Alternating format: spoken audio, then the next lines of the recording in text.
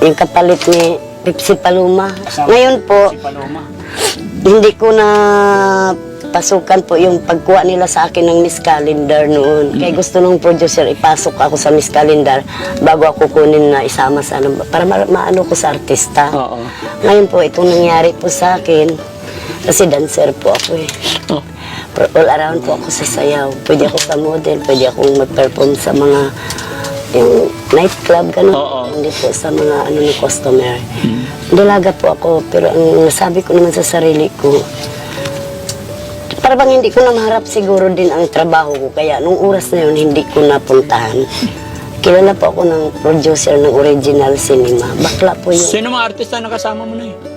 Si Pepsi Paloma. Pepsi Paloma. Kung saan kami po noon nag-intermission sa Pulse Disco, dito sa Tropical, sa Pambuli Restaurant. Ang dami na naming nasayawan po nga mga nightclub. Pero isang oras lang po kami, every 12 o'clock lang. Ganun. Magkano kita nun? Pagkano? Mura pa po noon, mga year 80s, mura pang sweldo namin. Pero mo sa 12,000, ilang kami maghati noon, 12. Pero malaking pera na yon, yung 12,000. Opo, mahalaga talaga ang pera po noon. Oo. Kaya lang po akong minto sa pagsasayaw nung mag-28 na ako at nakilala ko na tong isang Bisaya. Nag-aasawa na po ako. Ito nang ang inabot ng buhay ko. Pero kahit po lumalaban pa rin ako sa Oo. hindi pa rin ako nagpatalo. So, ibig sabihin, nung kabataan mo na medyo maswerte ang buhay, no? Kaya lang talagang medyo may kakulitan ng kapalaran, no? Kapalaran. Talagang hindi ka sinwerte, ganun. Opo. Ang daming mangliligaw po sa akin. Isa mangliligaw, yung computer ni Presidente Cory noon, taga United States. Oo. Si DB, boyfriend ko po yun. Boyfriend mo? Oo. Bigatin pala yung boyfriend mo noon. Kaso lang po, parang takot talaga ako, nauuna ang nervous ko. Aywan ko ba. Pero mabait siya. Kung saan niya ako niyaya ng dinner, nagkataon ng birthday ko, sinashopping pa niya ako. Tapos sabi niya, I'll be back here. No, I will go home, but I'll be back here. Dahil sabi niya ganun, pakasalan niya ako. I will marry you here in the Philippines. And then, pakasalan man ulit daw doon sa kanila ng within divorce. Dapat may doon daw ipakasal ang divorce yun sa kanila. Ibig sabihin to, dalawang kasalan. Doon naman po ako nag-isip nga, pakasalan mo lang akong Pinay, tapos pagdating doon magpakasal uli ng divorce, ayaw ko na lang, ako nang umayaw. So, ang masabi ko noon, hindi kami nagka-personal nga. Maghiwalay kami ng personalan ba? Parang, siguro bumalik siya, hinahanap ako. Hindi na kayo nagkita nung Hindi na bumalik kami, siya. hindi na. Ano pangalan nun? Si DB po, DB siya ang computer ni Presidente Cory nung araw. Pero personada talaga niya po akong pakasalan. Ang ayaw ko lang, nung sinabi niya nga, 2 marriage within divorce yun, doon sa kanila daw magpakasal sa pangalawang kasalan para sa pipil-apan kong divorce yun. Doon na po ako na-discourage. Sabi ko, hindi kami ganung Pinoy. Di ba nung araw wala tayong divorce yun? Oo. Kahit dito sa ngayon lang naman yung naririnig ko nga, may mga divorce yun daw. Oo. Pero hanggang ngayon, di pa naman approve yata eh. Siguro. Sagrado kasi yung kasal dito sa bansa natin. Saka mabait tayong Pinoy, magalang tayo. Ayaw natin ng ganyan, yung magulo. Ako, tingnan mo, nasubukan ko ng mag-asawa. Kunting gulo lang ng mister namin. Pag dinesisyonan ko na talaga, dahil hindi lang isang bisis kong pinatawad, sabihin ko ng 100 bisis, 1,000 bisis na, ganun pa rin Ganun ang pa rin. pagbabago. Nagkaedad na nga. Nagkaedad ganun na pa rin. Ako, nagkaedad, may edad pa siya sa akin dahil senior na siya, dahil ano siya biyudo siya nakilala ko. Siya nasa mga 38 na, ako naman nasa 28 pa lang. 28, bata ka pa noon. Yung 28, bata pa. Kagandahan mo pa noon. May mga picture ka pa ba ngayon dyan, Nay? Sorry po, ID na lang po natira sa akin ngayon dahil ang mga picture ko nung araw, pag sino-sinong dumating sa amin na bisita ko, kaibigan ko, mga Kinukuha. pinsan ko, kinukuha talaga po, inuwi sa probinsya. Kasi maganda. No? Kaya usog po nung kabataan ko po. Oo, hindi. Itsura ni nanay, maganda eh. Pepsi Paloma, yung mga kasama ni Pepsi Paloma, mga kababayan, hindi ka pwedeng sumama kung hindi sexy at maganda. Yung team ni Pepsi Paloma nung araw, nung kabataan namin, yan ang mga pinapanood namin. Pag sinabing Pepsi Paloma magpe-perform, talagang nagkandara pa yung mga bagets. Talaga po. Mababa lang si Pepsi pero... Oo, maganda katawan. Oo. Pero sa grupo naman niya sa pagmumodel namin, okay naman po. Patas naman po yung pagsusyo namin nung araw. Kaya nagkakahiwa-hiwalay na kami, hindi na kami nagkita-kita nung nag-asawa na rin ako. Sabi ko, gigib up na ako dahil ganun, ganito, ganyan. Sabi niya, ikaw sis, basta magkita pa rin tayo, basta may hininga. Yun lang ang mga Oo. namin. Sige, ganun lang na basta wag kang malawala ng pag-asa. Gaano na kayo katagal pala nakatira dito? Ano po, year 2007 kami dito po. Ito ay pangalawa na to, nga kubo ko. Ngayon, nakita ko ni Kuya Michael po, tinulungan niya ako, ito'y pangatlo na. Kaya sabi ko, sige, ayusin ko lang muna. Kaya parang minsan naman tong kapatid ko, kay solo parents din ito, tinatawag din ako.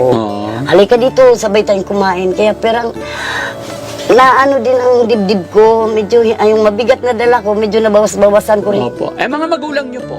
Patay na po, matagal na. Saan ba talaga province niyo po? Ang father ko, taga Tabuk, Kalinga, Payaw. Kalinga, Apayao. Mother? Sa Bohol po. Bohol, ang layo. Hindi na kayo nakakapunta doon. Hindi na po. Pero doon kami naianak sa Misamis Oriental. Sa Oriental kayo pinanganak. Sa Mindanao. And then itong panganay namin pumunta sa Manila nung 1979. Dalawa kaming kapatid, ako at saka yung bunso, kinuha kami niya dito. Kaya dito na po ako nagdalaga sa kanya. Hanggat sa dito na rin nakipagkita nung kaswerte ko, Bisaya rin pala. Pero akala ko yun ang panghabang buhay ko, malas pa rin. Pero, Hindi lahat ng Bisaya na yan. Bubusin na tayo kasi. Depende sa tao kasi. May mga Bisaya din na mababait. May Manileño rin na mababait. Depende na po sa tao, no? totoo siguro yan kung sinabi mo. Oo. Kaya kailangan may lakas ng, kahit babae ako, may lakas pa rin ako ng loob na lumaban. Kaya tama yung sinabi mo. Anong malay mo kung isa o dalawang araw? O anong... Habang may buhay, may pag-asa. Huwag tayong mawala ng pag-asa. Masalubong ko yung sinabi mong swerte nga biglang dumating. Oo. Kasi ang guhit talaga daw ng palad ko, pinabasa ko sa mga nasinaunang matanda. Opo.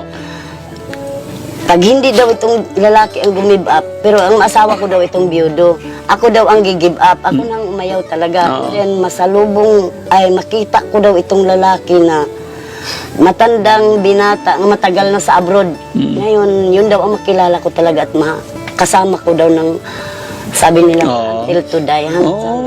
Tell death nga. Kaya- Hintayin mo lang. Kaya nga nasabi ko, totoo yung binasa nila sa guhit ng palad. Oo. Kaya hintayin mo, huwag kang mawala ng pag-asa, no? Salamat, Nay. Salamat sa Salamat sa muna kayo po. Ha? Hindi na. Ito, wait lang, may iririgalo ako sa'yo. Thank you po. Para makatulong man lang. Ito nga po mga kawayan, ako rin ang nagbubuhat nito. Binubuhat mo to? Oo, kaya ginagawa ko na, bumagyo dito. Kaya ang ginawa ko naman, inipon ko lang muna sa, Yan mga kababayan, si Nanay na nakilala natin dito sa bundok. sa Pintong Bukawi po, Purok sa Isto. Anong lugar to, Nay?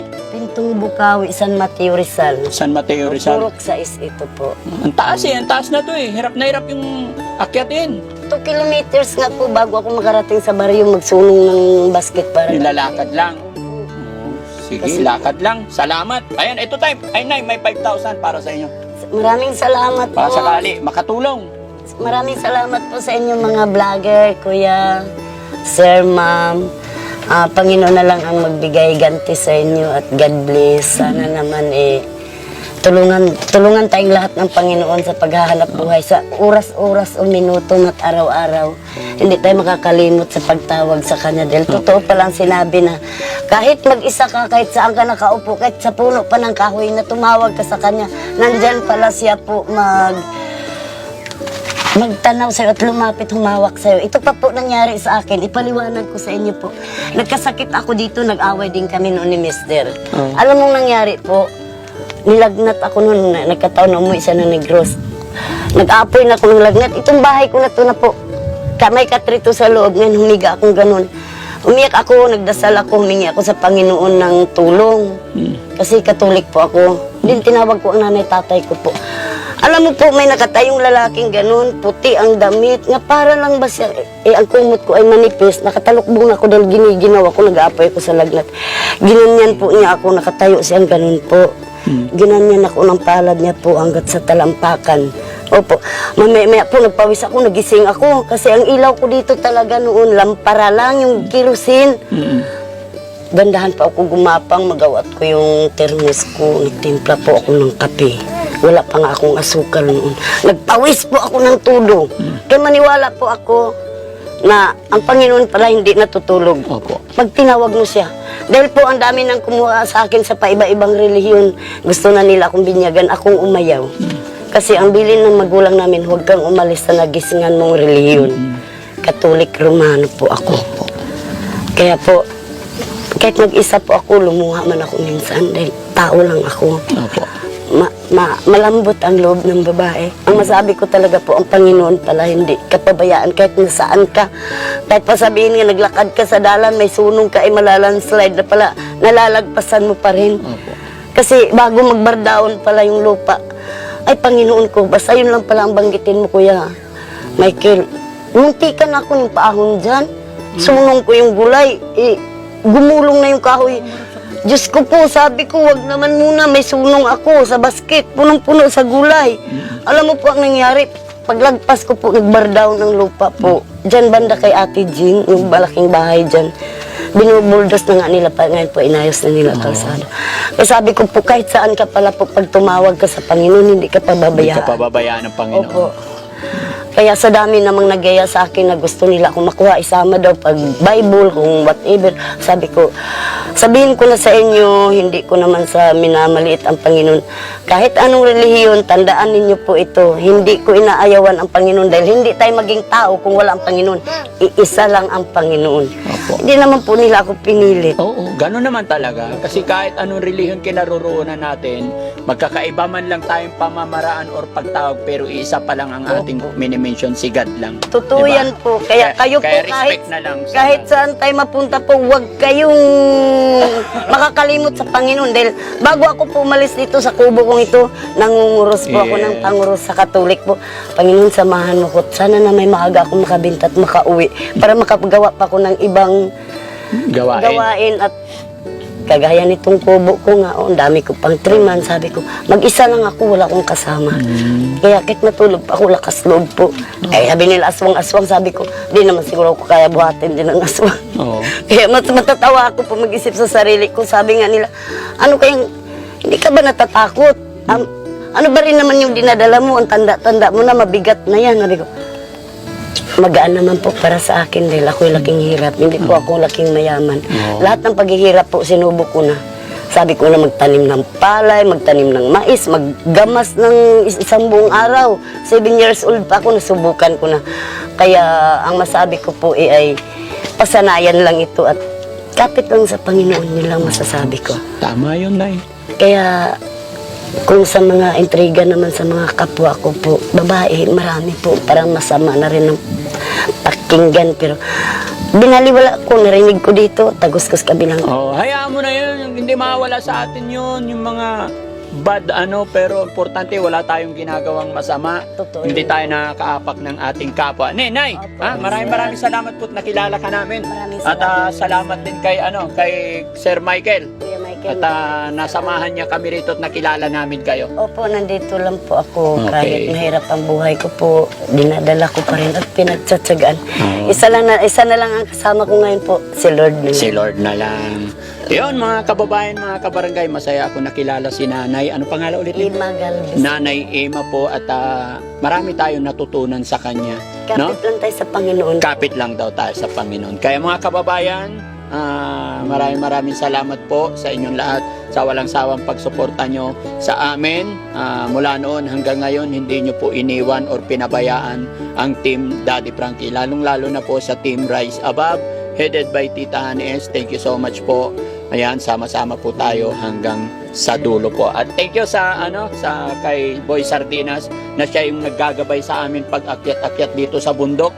Kung ito po patunay mga kababayan, pakita mo kung nasaan tayo ngayon. Yan ang bundok. Ayun ang Paikutan ng bundok. barangay na Pintong Bukawi po. Yun ang Ayan. mga- Dito kami sa tuktok ng bundok mga kababayan. Ayun, ang daming guyabano. Oh. Yan ang kagandahan dito sa sa Mamaya po maghatid ako doon po ng Bundok. Gayubano po at saka yung Mara. So, ayan mga kababayan, maraming salamat po. Daddy Frankie po, anak ng Pangasinan, from Pangasinan po. I love you all and God I bless. love you.